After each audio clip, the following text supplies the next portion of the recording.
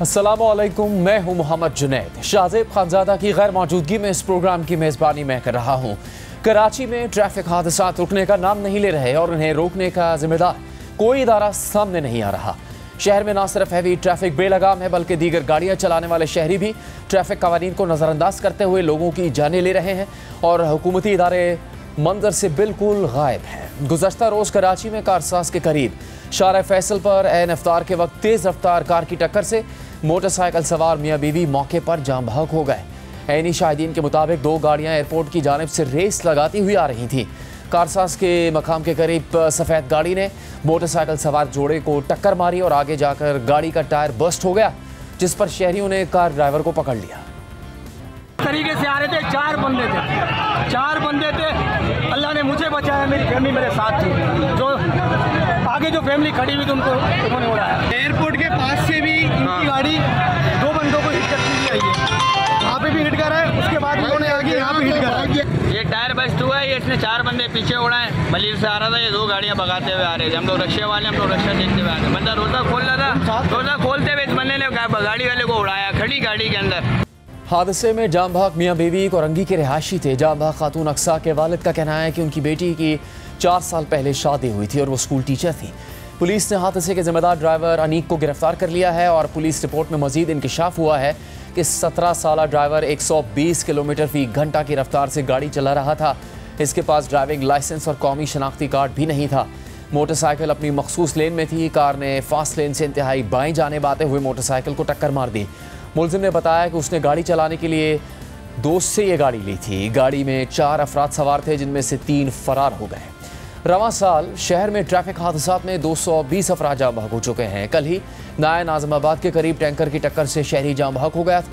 Police के मुताबिक driver tanker छोड़कर फरार हो गया। 2 दिन पहले कराची के इलाके मलीर हॉल्ट में वाटर टैंकर की तेज़ रफ्तारी के बायस इंतहाई अफसोसनाक दर्दनाक वाक़या पेश आया, जिसमें वाटर टैंकर की टक्कर से मोटरसाइकिल सवार हामिला खातून और उनका शौहर जाम बहक हो गए। खातून ने ज़ख्मी हालत में बच्चे को जन्म दिया, वो भी दम तोड़ गया। गुज़श्ता रात गवर्नर सिंध कामरान टिसोरी ने इस हादसे से मुतासिर होने वाले ख़ानदान से मुलाकात की और फिर उसके बाद प्रेस कॉन्फ्रेंस से खिताब करते हुए उन्होंने कहा कि वो नहीं चाहते कि पहले वाली MQM वापस आए। चीफ जस्टिस कराची में होने वाले हादसात का नोटिस लें। कान खोल कर सुन लें, ये यतीमों का शहर नहीं है, ये लावारिसों का शहर नहीं है। इस पर सियासत ना करें। ईद के बाद मैं गवर्नर हाउस में इन तमाम लवाहिकीन को, तमाम मीडिया के दोस्तों को और इन तमाम सियासी जमातों के लीडरान को बुलाऊंगा और हम इस पर ऑल पार्टी कॉन्फ्रेंस करेंगे। हमारी बेबसी का फायदा ना उठाओ, हमारी मजबूरियों का फायदा ना उठाओ, हमारी शराफत का फायदा ना उठाओ। हमें आता है सीधा करना रोड रास्तों को भी, और इस शहर के नौमौलूद बदमाशों को भी सीधा करना आता है। फिर ना कहना कि वही MQM लौट आई, फिर ना कहना कि ये खुद ही हिसाब किताब कर रहे हैं। मैंने 2 खत लिखे हैं chief justice Sindh high court को और उन्होंने जवाब देना भी मुनासिब नहीं समझा। मैं आज चीफ जस्टिस ऑफ पाकिस्तान से अपील करता हूँ, आए कराची रजिस्ट्री में बैठे और सिर्फ एक केस लगे डंपर टैंकर हैवी ट्रैफिक से जो लोग कुचले जा रहे हैं, उनकी वजूहात क्या है, उन पे अमल दरामद क्यों नहीं हो रहा, और चीफ जस्टिस ऑफ पाकिस्तान उसका बड़ा फैसला सुना के जाए। कराची शहर में बढ़ते खौफनाक ट्रैफिक हादसात, लाकानूनियत और इस पर इंतजामिया की खामोशी के हवाले से इन पूरे हालात पर हमने बात करने के लिए सिंध हुकूमत के कई वज़रा को प्रोग्राम में आने की दावत दी, मगर वो नहीं तशरीफ़ लाए। हमारे साथ इस वक्त मौजूद हैं MQM के सीनियर रहनुमा फ़ारूक सत्तार साहब। फ़ारूक साहब, शुक्रिया आपके वक्त का। जो हुकूमत वक्त है उससे तो सवाल करना हक बनता है, लेकिन अगर कोई मसला बरस से पैदा हो रहा हो, ये हालात कई बरस से ऐसे पैदा हो रहे हो कराची में, तो फिर सभी से सवाल बनता है। क्योंकि MQM ने तनकीद तो की है, आप भी गवर्नर साहब के साथ मौजूद थे। बहुत खुशाइन बात है कि वो मुतासरा ख़ानदान के घर तशरीफ़ लेकर गए और उन्होंने इस हवाले से ऐलान भी किया कि वो ऐसे हादसात की रोकथाम के लिए अपना किरदार अदा करेंगे। लेकिन माजी में MQM भी इक़्तिदार में रही है। आज सिर्फ गवर्नर नहीं, MQM के माजी माजी में भी एमक्यूएम से ताल्लुक़ रखने वाले गवर्नर रहे हैं, तो सिर्फ एक जमात पे जिम्मेदारी आयद हो सकती है या फिर सभी इसके ज़िम्मेदार हैं कि कराची शहर इन हालात तक कैसे पहुंचा जहां ना ट्रैफिक कानून का कोई एहतराम है, सड़कों पर तेज़ रफ्तारी करने वालों को रोकने वाला नहीं है, पुलिस से कोई डरता नहीं, शहरियों को हादसात में कत्ल कर देते हैं, उसके बाद उनको सज़ा भी नहीं मिल पाती है। तो असल में कोई एक जमात तो जिम्मेदार नहीं है, इसकी सभी की जिम्मेदारी है फिर। जुनेद, बड़ा आसान है इसको इतना ओवर सिंप्लीफाई कर देना और सारा मलबा सारी जमातों में बराबर बराबर तकसीम कर देना कि जो भी जमातें इलेक्शन लड़ती हैं और फिर कामयाब होकर उन्हें कुछ नुमाइंदगी सूबाई और कौमी ऐवानों में मिल जाती है, लिहाजा जो भी आवाम के वोट लेकर आती हैं तो आप सभी को ज़िम्मेदार करार दे दें। लेकिन मेरे ख़्याल में फिर ये इंसाफ नहीं होगा। अच्छा, मैं भी इस बात का कायल नहीं हूँ कि अगर हमसे माजी में कोई कोताही हुई है तो उसका हम एतराफ़ ना करें। मसलों को जिस शिद्दत के साथ बर वक्त उठाना चाहिए था उसमें कोई कमी बेशी रह गई हो तो मैं उसका भी एतराफ़ ना करूं। तो चलें, जो आपका सवाल है शायद उसका भी थोड़ा बहुत जवाब आ जाता है। लेकिन इस वक्त जो सूबाई हुकूमत की बेहिसी है, 18वीं तरमीम के बाद अमन आम्मा के सारे मामला जिसमें जराइम भी हो सकते हैं, चोरी डकैती की वारदातें हो सकती है, स्ट्रीट क्राइम हो सकते हैं, ट्रैफिक एक्सीडेंट जिसमें कीमती इंसानी जानों का बेदरेक मुसलसल तवातुर के साथ इस तरह ज़िया हो रहा हो कि अब तक जनवरी से लेकर ये मार्च के महीना ख़त्म होने को आ रहा है, तकरीबन 220 से ज़्यादा अफराद डंपर कंटेनर और वाटर टैंकर यानी डंपर माफिया और टैंकर माफिया के मजालिम का, बेहिसी का, बेदर्दी का शिकार हुए हों, अपनी जानों से गए हों और फिर हुकूमत वक्त और फिर उसके नीचे इंतज़ामिया और उसके नीचे पुलिस और फिर ट्रैफिक पुलिस किसी के कान पे जूं ना रहेंगे, कोई आकर ये कॉन्फ्रेंस ना करें, इस बात का, इस मसले की संगीनी का इतराफ़ ना करें, जो लोग मुतासिर हैं उनके ज़ख्मों पर मरहम ना रखें, उनके घर जाने की कोई जो हुकूमत का मुंतखब नुमाइंदा है कोई एक आध अगर कहीं पर भूला भटका चला जाए तो अलग बात है, लेकिन जो वुज़रा हैं, वज़ीर आला हैं, उनमें से कोई ना जाए वहाँ पर, उनके ज़ख्मों पर मरहम ना रखें, किसी किस्म के मुआवजे का ऐलान ना करें, किसी किस्म की तहकीकात का ऐलान ना करें, अब तक के आदाद व शुमार से मुतालिक कोई रिपोर्ट ना दें, फिर इस बात का इतराफ़ ना करें कि हाँ डंपर कंटेनर जिनके औकात रात को 11-12 बजे के बाद हैं, कराची में आमदो रफ्त के उससे पहले ना ये आ सकते हैं ना जा सकते हैं, तो ये 90% हादसा अगर दिन के औकात में हुए तो फिर ये किसकी गलती है? फिर इसकी बहस छेड़ी जाती है, वो जो कॉन्फ्रेंस की थी ऑल पार्टीज़ कि ये मसला जो है वो सियासी नहीं है, ये मसला इंतज़ामी है। तो हमने कहा चले इंतज़ामी, लेकिन सबसे बढ़कर ये इंसानी मसला है और इसे इसी पैराए में जो है वो देखना चाहिए। फिर अगर इंतज़ामी भी है तो इंतज़ामिया किसके अंडर में, ट्रैफिक पुलिस किसके अंडर में, पुलिस किसके अंडर में, और सबसे बढ़कर हुकूमत किसकी है जिसके अंडर में ये सारे उमूर हैं, सारी जिम्मेदारियाँ हैं, सारा बजट है, इन सारे महकमों का। फारूक साहब, आपने ये सब मसाइल गिनवाए, बिल्कुल, लेकिन इस वक्त अब जब ये इस कदर बड़ी तादाद में हादसा हो चुके हैं, रुक भी नहीं पा रहे हैं, इंसाफ भी नहीं हो पा रहा, तो एमक्यूएम से ताल्लुक़ रखने वाले गवर्नर सिंध और एमक्यूएम बहैसियत जमात जिसकी सूबे में भी नुमाइंदगी है, वफाक में भी नुमाइंदगी है, वफाक में हुकूमत में शामिल है, आपके मेंबरान पार्लियामेंट वफाकी वज़रा के ओहदों पर हैं, वो किस हद तक जाएंगे इस मसले को हल करने के लिए या इन मसाइल का हल निकालने के लिए कि कराची के शहरियों को तहफ़्फ़ुज़ मिले, ट्रैफिक का निज़ाम बेहतर हो, अगर कोई हादसा हो जाता है तो उसके बाद ज़िम्मेदार को सज़ा मिले और जो मुतासरा है उसको कोई उसकी दादरसी की जा सके? जुनेद, देखें, इसके 3-4 किस्म के हल हैं ना। एक तो है मुख्तसर मुद्दती, एक दरमियानी मुद्दत के और एक तवीलुल मियाद, इसके हल हो सकते हैं। तो मैं सारी उन पे आपको बता दूं। देखिए, सबसे पहले तो हुकूमत सिंध के नुमाइंदों को, वज़रा को, वज़ीर आला को आगे आकर इस बात को एक्सेप्ट करना चाहिए कि यार ये संगीन मसला है, इसीलिए हमने एक ऑल पार्टीज़ कॉन्फ्रेंस की, डॉक्टर फारूक सत्तार को स्पेशली इस्लामाबाद से खुसूसी दावत दे के बुलाया कि CM ये कॉन्फ्रेंस करेंगे, इसलिए मैं आया भी। आपने शायद उस कॉन्फ्रेंस का और उसमें जो प्रेस कॉन्फ्रेंस उसका मंजर भी देखा होगा। और फिर ये मानना होगा कि ये कोई खुली छूट या लाइसेंस मिल गया है और 24 घंटे अगर ड्राइवर एक ही जो है वो टैंकर को या डंपर कंटेनर को चलाएंगे और 24 घंटे जागकर इस तरह की ड्यूटियाँ होंगी और फिर वो नशे की हालत में होंगे, मंशियात के आदी होंगे, गैर लाइसेंस याफ्ता होंगे, गैर तरबियत याफ्ता होंगे और लगता है कि ये कोई नई रिक्रूटमेंट हुई है जिसकी वजह से ये हादसात अचानक इनमें इतनी जो है वो शिद्दत आ गई है। तो ये सारी चीज़ों का जायज़ा कोई ना, फिर एक गाड़ियों की जो कंडीशन है वो क्या है, ये तो हुकूमत सिंध का काम है। फिर ट्रैफिक पुलिस की क्या जिम्मेदारी थी, दिन के औकात में ये कैसे शहर में इतनी शुतरे बेमहार आज़ादी के साथ घूम फिर रहे हैं, तो उसकी जिम्मेदारी तो किसी पर रिस्पॉन्सिबिलिटी तो फिक्स करनी होगी। और अगर ये नहीं होता तो फिर ईद के बाद एक तो गवर्नर साहब ने ऐलान किया कि गवर्नर हाउस में वो गवर्नर की तरफ से तमाम सियासी जमातों को, MQM को, जमात इस्लामी को, और उन्होंने बातचीत भी शुरू कर दी, JUI को, ANP को और पीपल्स पार्टी को, सारी जमातों को दावत दे रहे हैं कि हम जो है वो एक कॉन्फ्रेंस करके वहाँ बैठ के पूरा दिन बैठे, 2 दिन बैठे, इस मसले का हल निकाले। और उसमें अगर हमारी कहीं मावनत की ज़रूरत है, हमें कोई रज़ाकार देने, सिटी वार्डन से उसको इस्तेमाल करें आप ट्रैफिक के लिए, जो हमारे ज़माने में इस्तेमाल होते थे। लोग इफ्तार अपने घर पर करते थे, वो सब घरों में नौकरियां कर रहे हैं, किसी के वो सिक्योरिटी के फ़राइज़ अंजाम दे रहे हैं। सारे जो अरबाब इक़्तिदार KMC के लेवल के, वाटर बोर्ड के लेवल के, सूबाई हुकूमत के सारे सिटी वार्डन्स को बेचारों को घरों पे चौकीदारी, माली के काम ये दिए हुए, इन सबको बाहर लाने की ज़रूरत है, इन सबको इस्तेमाल करने की ज़रूरत है। सूबाई सतह पर नहीं होता MQM की कोशिश से ये मसला हल, तो वफाक में आप बात करेंगे, वज़ीर आज़म से बात करेगी MQM क्या? वफाक से भी बात कर रहे हैं। वफाक के पास अपने मामलात की तरजीहात है, कराची उनकी तरजीहात में भी बदकिस्मती से सबसे नीचे है। लेकिन अल्लाह ना करे ये लावा जो पक रहा है अगर ये फट गया, जिसकी हम निशानदेही करते हैं, हम नहीं मुश्तिल कर रहे, हम नहीं लोगों को कह रहे कि जाके आप टैंकर को आग लगा दें, हम नहीं कह रहे कि आप जाके डंपर कंटेनर को आग लगा दें, लेकिन ये फ़र्क वाज़े हो गया है। एक तरफ माफियाज हैं और एक तरफ कराची के मुतासरा जुल्म के शिकार बेदरिक कत्ल किए जाने वाले मासूम बेगुनाह शहरी हैं, दूसरी तरफ कराची के।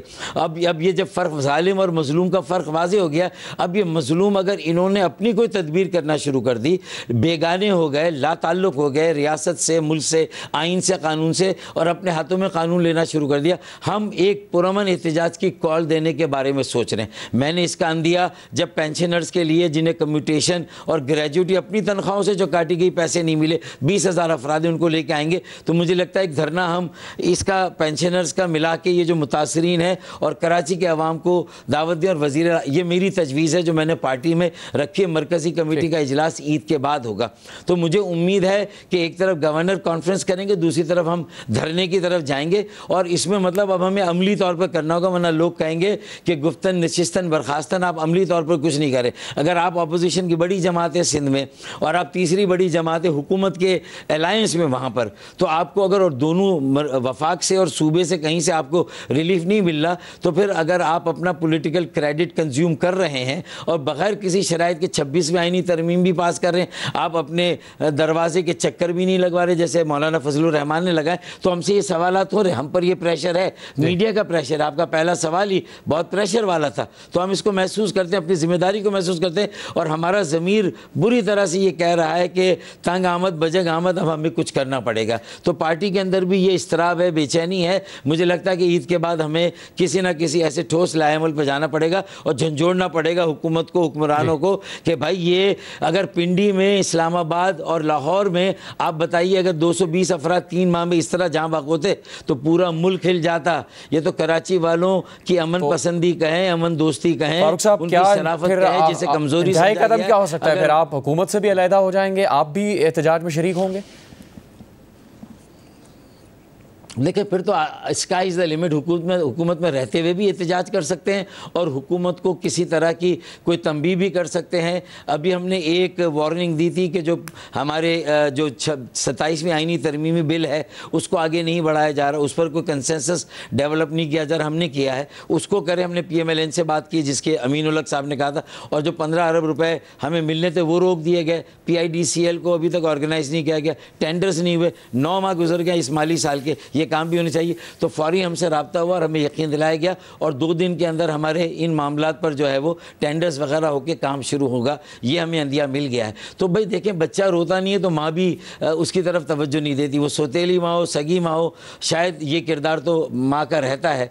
तो हमने भी झंझोड़ते रहेंगे, ज़मीर को प्रिक करते रहेंगे और फिर उसके बाद लावा फटता है तो हम भी फिर वो तमाशा देखेंगे जो दुनिया देखेगी। ये तो आपने एक मसला छेड़ा, वो जो रेजनी डकैती में लोग कत्ल हो रहे, कल भी एक गुलबर्ग में एक को शहीद किया गया, कल मंगोपीर में डंपर कंटेनर ने एक को शहीद किया, और आज भी 3-4 जो है इस तरह शहादतें हुई हैं। तो ये काउंट तो रोज़ाना बढ़ रहा है। ये ईद लोगों के लिए कैसी ईद होगी? हमने कहा कि सादगी से मनाए, ये सोग में ईद होगी, ये कोई खुशी से भरी ईद नहीं होगी। बहुत शुक्रिया प्रोग्राम में बात करने के लिए। कराची के ये मसाइल जिस पर तमाम नजरें हुकूमत वक्त की तरफ हैं। पीपल्स पार्टी की हुकूमत अगर ये समझती है कि उसकी जिम्मेदारी है तो फिर वो क्या किरदार अदा कर रही है? अगर वो ये समझती है कि उसकी जिम्मेदारी नहीं है तो फिर ये जिम्मेदारी किसकी है? कराची के शहरियों का तहफ़्फ़ुज़ किस तरह मुमकिन होगा? कराची में एक जामे ट्रैफिक प्लान किस तरह से सामने आएगा और इन वाक़यात की रोकथाम किस तरह से मुमकिन हो सकेगी? ये सवाल अपनी जगह अब भी मौजूद है। प्रोग्राम जारी रहेगा एक ब्रेक के बाद।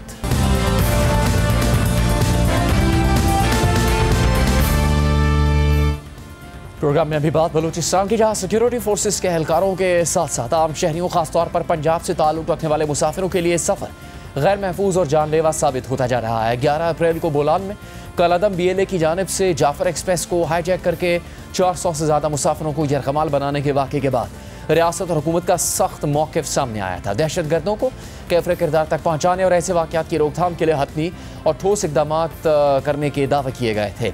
पार्लियामेंट की कौमी सलामती कमेटी का अहम इजलास भी हुआ था, जिसमें आला सिविल और अस्करी क़यादत ने बलूचिस्तान में अमन अमान की बहाली पर तबादला ख्याल किया। लेकिन इस सब के बावजूद बलूचिस्तान में हालात काबू में नहीं आ रहे और दहशत गर्दों की कार्रवाइयाँ जारी हैं, जिससे हुकूमत के अमली इक़दाम पर संजीदा सवालात उठ रहे हैं। आज कोयटा में डबल रोड पर पुलिस मोबाइल के करीब धमाका हुआ, जिसके नतीजे में 3 अफराद शहीद जबकि 4 पुलिस एहलकारों समेत 21 अफराद जख्मी हो गए। इससे पहले गुज़श्ता रात गवादर में मुसाफिरों को शनाख्त के बाद बस से उतार कर कत्ल करने का एक और वाक़या पेश आया।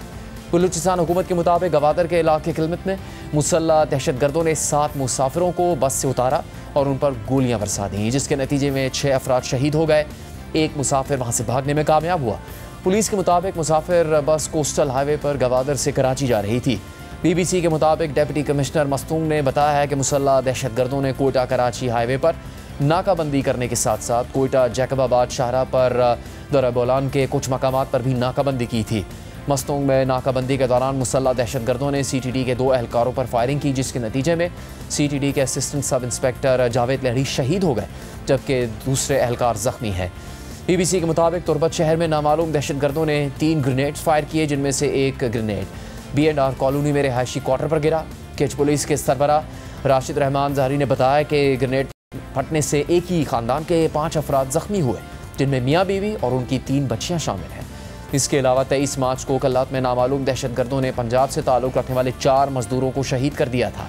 उसी दिन नूशकी में पुलिस मोबाइल पर फायरिंग करके 4 पुलिस एहलकारों को भी शहीद किया गया था। इससे पहले 16 मार्च को कलअदम BLA ने नूशकी में सिक्योरिटी फोर्सेस के एक काफिले को बम धमाके से निशाना बनाया था, जिसके नतीजे में 3 सिक्योरिटी एहलकार और 2 सिविलियन शहीद हुए, जबकि कल्लात और केच में FC और लेविस के चेक पोस्टों पर दहशत गर्दों के हमलों में 4 सिक्योरिटी एहलकार शहीद और 8 जख्मी हो गए। ये वो हमले हैं जो 11 मार्च को जाफर एक्सप्रेस पर हमले के बाद हुए, जिससे जाहिर हो रहा है कि बलूचिस्तान में अमन अमान बहाल करने के हुकूमती इक़दाम फिलहाल बेसूद साबित हो रहे हैं और दहशतगर्द दंदनाते फिर रहे हैं। इन वाक़यात पर एक बार फिर मजम्मती बयानात आने का सिलसिला जारी है। सदर मुमलिकत, वज़ीर आज़म, वज़ीर दाखिला और वज़ीर आला बलूचिस्तान समेत आला हुकाम ने आज भी सख्त मजम्मती बयानात जारी किए हैं। इसके अलावा कल अक़वाम मुत्तहिदा के इंसानी हकूक़ के आज़ाद माहिरीन की जानिब से पाकिस्तान में बलोच यकजहती कमेटी के एहतजाज पर क्रैकडाउन और गिरफ्तारियों पर खदशात का इजहार किया गया था। डॉक्टर मारंग बलोच और समीदीन बलोच समेत गिरफ्तार अफराद की रिहाई का मुतालबा किया है, जिस पर आज दफ्तर खारजा के तर्जुमान ने रद्दअमल देते हुए बलूचिस्तान की सूरत हाल पर अक़वाम मुत्तहिदा के आज़ाद मुबस्सरीन के बयान को यकतरफा गैर मुसद्दक़ा मीडिया रिपोर्ट्स और लाइल्मी पर मबनी करार दिया है। तर्जुमान दफ्तर खारजा शफ़क़त अली खान ने कहा है कि अवामी बयानात में मारूजियत, हक़ाइक़ की दुरुस्तगी और मुकम्मल सयाक़ व सबाक़ को मलहूज़ रखना ज़रूरी है। अक़वाम मुत्तहिदा के बाज़ माहिरीन के तबसरे मतवाज़िन नहीं हैं।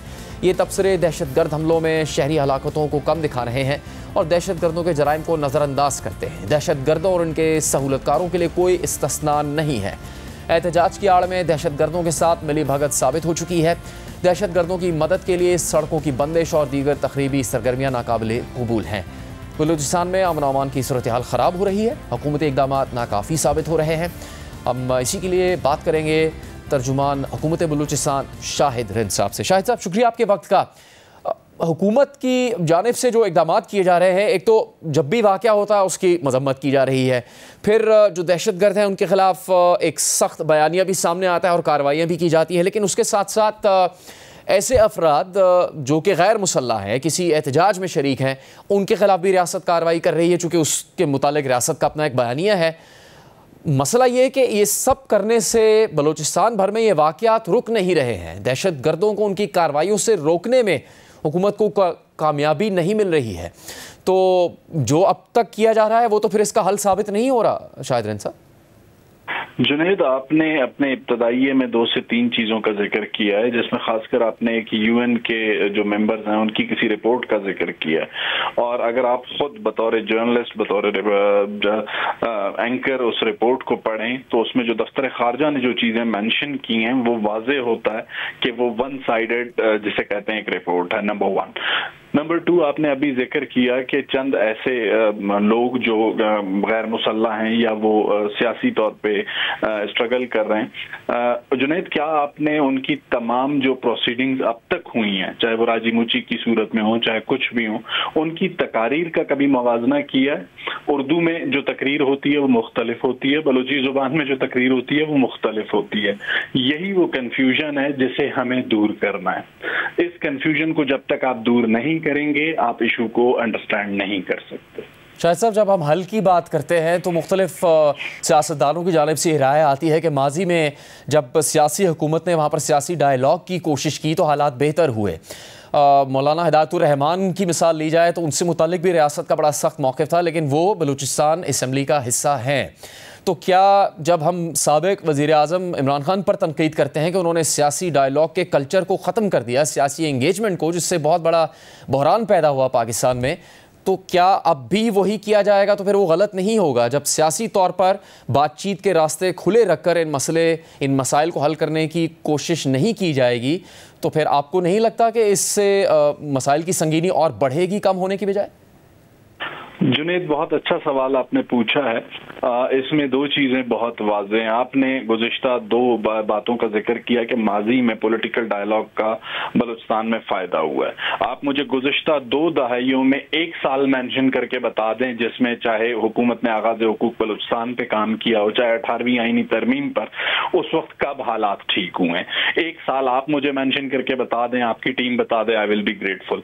दूसरा पॉइंट आपने कहा कि पाकिस्तान तहरीक इंसाफ के सरबराह और साबिक वज़ीर आज़म ने सियासी लोगों से डायलॉग ना करके, उन्होंने ज़रूर सियासी लोगों से डायलॉग नहीं किया, लेकिन खैबर पख्तूनख्वा और बलूचिस्तान में जो अपीजमेंट की पॉलिसी उन्होंने ली, जो दहशतगर्दों को रिलीफ फराहम किया, उसका नतीजा आज हम भुगत रहे हैं।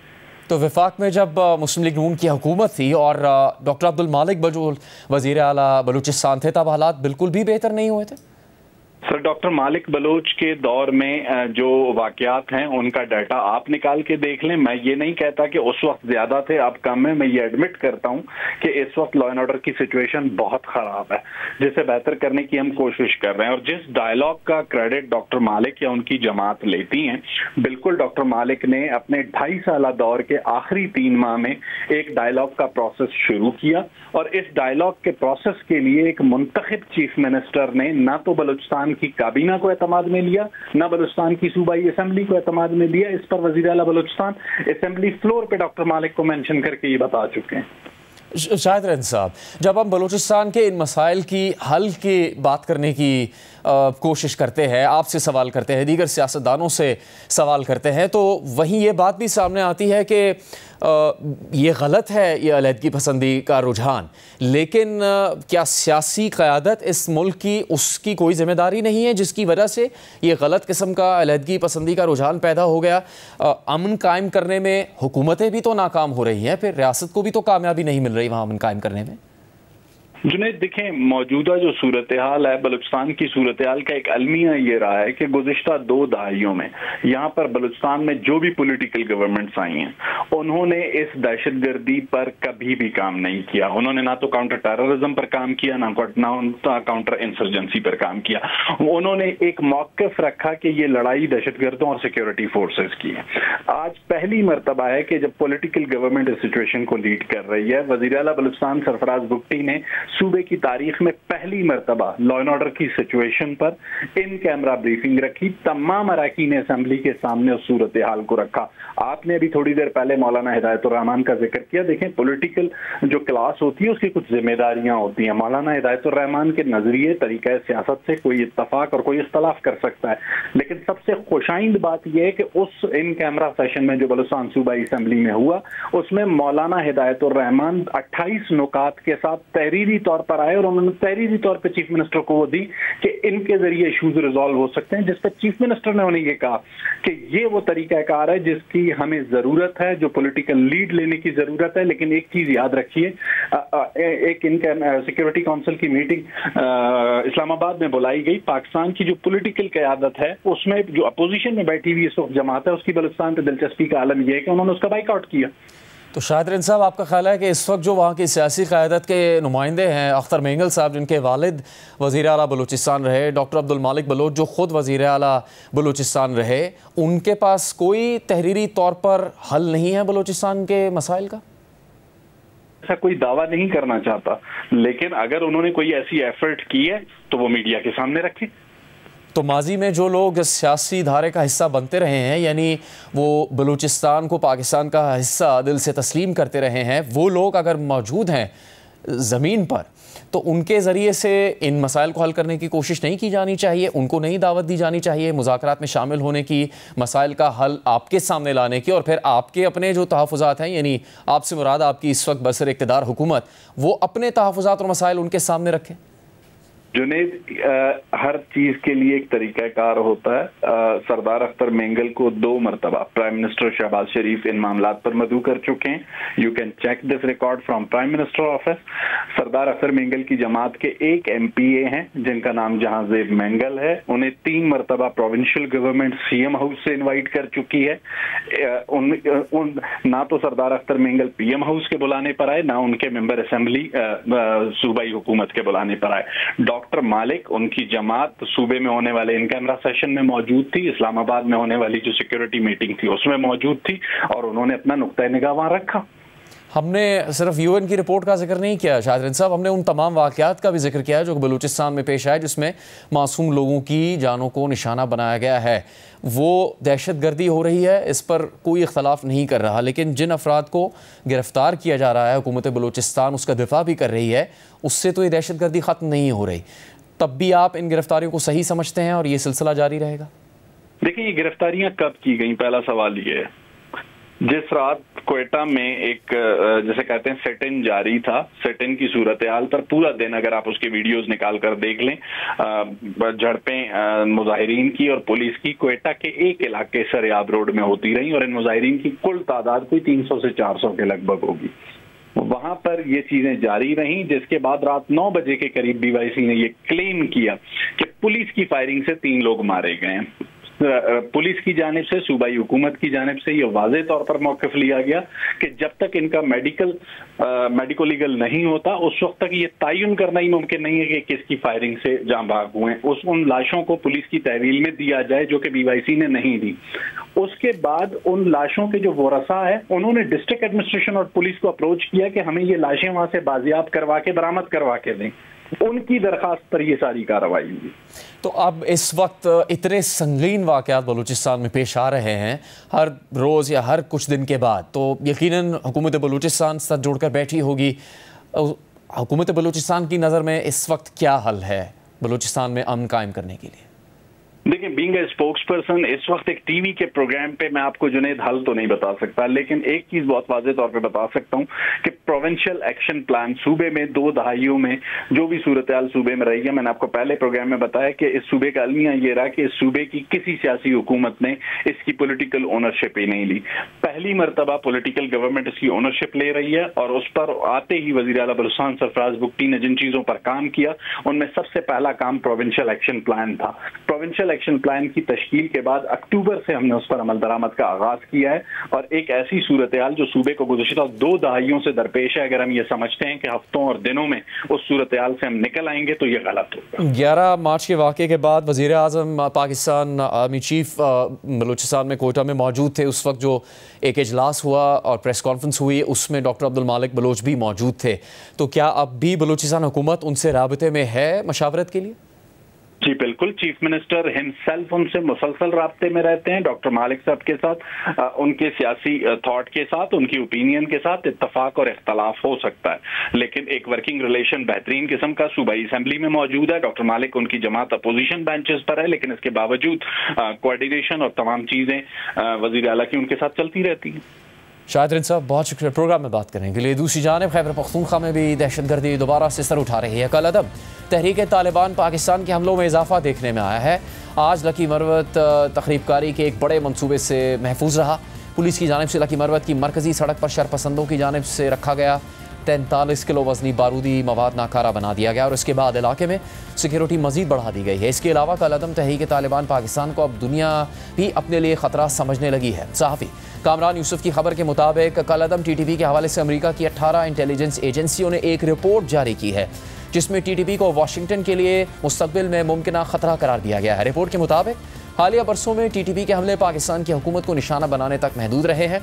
ये शायद इसलिए हो कि इंसदाद दहशतगर्दी के ज़्यादा दबाव को अपनी तरफ आने से रोका जा सके। तमाम TTP की सलाहियतें अलकायदा से तारीखी ताल्लुकात और माजी में अमरीका मुखालिफ हमलों की हिमायत अमरीका के लिए एक मुमकिन ख़तरे की सूरत में तशवीश का बाइस बनी हुई है। खबर के मुताबिक पाकिस्तान तवील अरसे से अमरीका समेत बैन अल-अक़वामी बरादरी को TTP के आलमी ख़तरे से खबरदार करता रहा है, लेकिन इलाकाई और बैन अल-अक़वामी प्लेयर्स ने बड़ी हद तक TTP को महज पाकिस्तान तक महदूद ख़तरे के तौर पर देखा। तहम अमरीकी इंटेलिजेंस कम्युनिटी की ताज़ा असेसमेंट से ज़ाहिर होता है कि अमरीकी अप्रोच में तब्दीली आ रही है।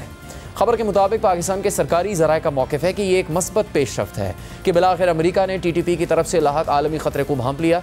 इससे पाकिस्तान की दहशतगर्द तंजीमों के खिलाफ जंग को तक़वियत मिल सकती है। साथ ही पाकिस्तान और अमरीका के दरमियान ताउन बहाल होने के साथ साथ अफगानिस्तान पर भी दबाव बढ़ सकता है। प्रोग्राम जारी रहेगा एक ब्रेक के बाद।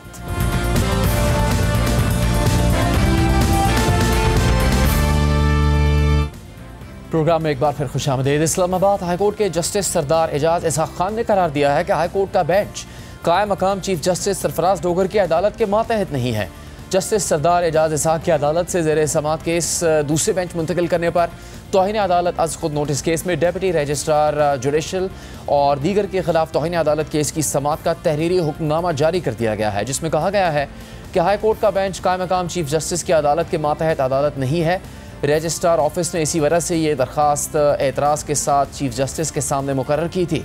तहरीरी हुक्मनामे में मजीद लिखा है कि हमारे आखिरी हुक्म में दी गई हिदायत की तामील करते हुए दफ्तर ने 17 मार्च 2025 को कायम मकाम चीफ जस्टिस की तरफ से जारी करदा अदालती हुक्मनामा पेश किया, जिसमें कहा गया कि दफ्तर के एतराज़ को मुस्तरद कर दिया गया है। दफ्तर को हिदायत की गई है कि वो दरख्वास्त को नंबर अलॉट करे और इसे आज ही के लिए समाअत के लिए मुकर्रर करें। दरख्वास्त गुजार के वकील इस दरख्वास्त को मुद्दा-ए-आलम के मुकदमात की मुंतकिली की हद तक नहीं ले जाना चाहते, जो इस अदालत के मुख्तलिफ बेंचों के सामने ज़ेरे इल्तवा है। ताहम दरख्वास्त गुजार के वकील ने इस्तदा की है कि चूँकि इसी नौइयत के मुकदमात इस अदालत के मुख्तलिफ बेंचेस के सामने लगे हुए हैं, इसीलिए इनको इस अदालत के किसी लार्जर बेंच के सामने रखा जाए। दरख्वास्त गुजार की दरख्वास्त को इंसाफ के मफाद में कबूल किया जाता है और इस हिदायत के साथ इस अर्जी को निपटाया जाता है कि मुतज़ाद फैसलों से बचने के लिए मुलाकात से मुतालिक तमाम मुकदमात जो इस अदालत के मुख्तलिफ बेंचेस के सामने ज़ेरे इल्तवा है उनको यकजा किया जाए और उन्हें लार्जर बेंच की तश्कील के लिए चीफ जस्टिस के सामने पेश किया जाए। इसके बाद जस्टिस सरदार एजाज इसहाक ने लिखा कि अदालत ने एडवोकेट जनरल को इस हुक्म को समझने में मदद की मुआवनत करने की हिदायत की है। पैराग्राफ नंबर 2 का पहला हिस्सा ऐसा लगता है कि दरख्वास्त गुजार ने मुंतकिली के लिए अपनी इस्तेदा पर जोर नहीं दिया था, लेकिन इसी पैराग्राफ का आखिरी हिस्सा ऐसा लगता है कि वही इस्तेदा जोर देकर की गई है। शायद मैं इसे ठीक से नहीं पढ़ रहा हूँ। शायद इस ऑर्डर को पढ़ने का कोई और तरीका हो जिसके तहत एडवोकेट जनरल अगली तारीख पर इसे पढ़ने में मेरी मदद करेंगे। मज़ीद ये ज़ाहिर होता है कि दरख्वास्त CPC के सेक्शन 24 के तहत कायम मकाम चीफ जस्टिस के सामने पेश की गई थी।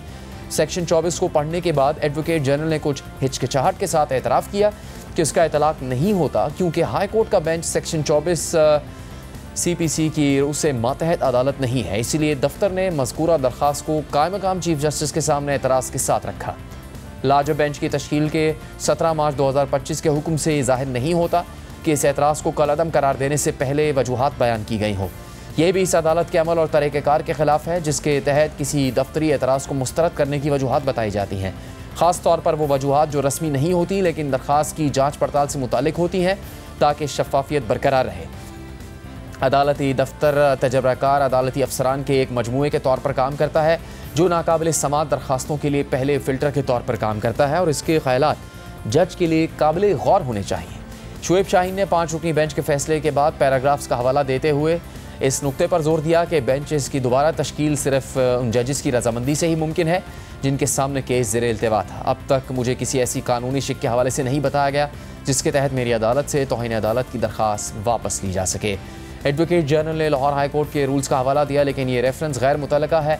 मुझे जिस बात पर जोर देना चाहिए वो ये है कि ज़ेर गौर मामले को किसी एक जुमले या किसी फ़िक्रे से नहीं परखा जा सकता, जबकि अदलिया में इंतज़ामी इख्तियारात के इस्तेमाल में शफाफियत, मारूजियत, इंसाफ और मुनासिब अमल से मुतालिक हो। ख़ास तौर पर जब अदलिया इंतज़ामी फ़ैसला साजी में शफाफियत और मारूजियत के लिए सख्त कानूनी तकाज़ों के बारे में अपने फ़ैसलों में लंबे लंबे पैराग्राफ के ज़रिए इंतज़ामिया की डांट टपट करती रहती है और याद दिलाती रहती है। मैं इस अदालत के सामने साफ गोई का इजहार करने के लिए एडवोकेट जनरल का भी शुक्रिया अदा करना चाहता हूँ। उनका काम इन हालात में मुश्किल है क्योंकि जब वो इस मामले का दिफा करने खड़े होंगे तो शायद उनका दिल उनके साथ ना हो। मैं उनके मौक़िफ़ के साथ हमदर्दी रखता हूँ क्योंकि ड्यूटी की कॉल एक पेशावर शख्स को भी ऐसे कामों को अंजाम देने पर मजबूर कर सकती है जो उसे नागवार लग सकते हैं। ताहम इस पर जोर दिया जाता है कि आज या बाद की किसी भी तारीख में जब वो लाजब बेंच के सामने पेश होंगे तो उन्हें एक उसूली मौक़िफ़ इख्तियार करना होगा कि आया रियासत इस अदालत से तौहीन अदालत की दरख्वास्त को इस तरह वापस लेने की हिमायत करती है या इसकी मुखालफत करती है। अगर जवाब हिमायत में है तो रियासत की जानिब से एडवोकेट जनरल के ज़रिए अगली तारीख पर इस अदालत के सामने मुतज़ाद मौक़िफ़ इख्तियार करना अच्छा नहीं लगेगा।